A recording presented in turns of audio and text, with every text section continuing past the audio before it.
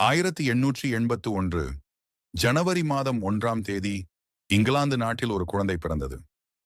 பிற்காலத்தில் அந்த குழந்தை பிரபலமான வழக்கறிஞராக மாறியது. அவர் பேர்தான் பிராங்க் மாரிசன்.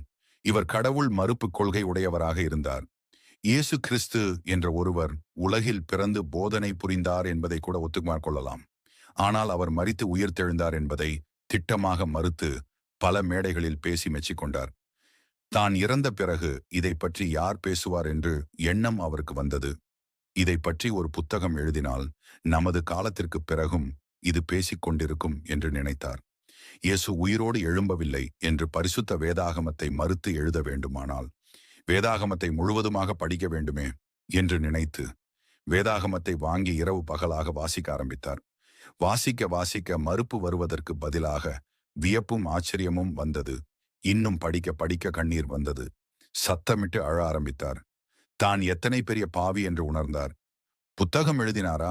ஆம், புத்தகம் எழுதினார்.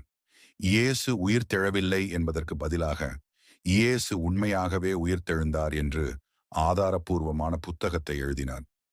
இவர் எழுதிய புத்தகம்தான் 1930 வெளியான ஹூ மூவ் த ஸ்டோன் என்ற புகழ்பெற்ற ஆராய்ச்சி நூல். மறுக்க வந்த மனிதர் மனம் மாறினார். இதுதானே வேதத்தின் தனித்துவம். God bless you. Download ShareChat.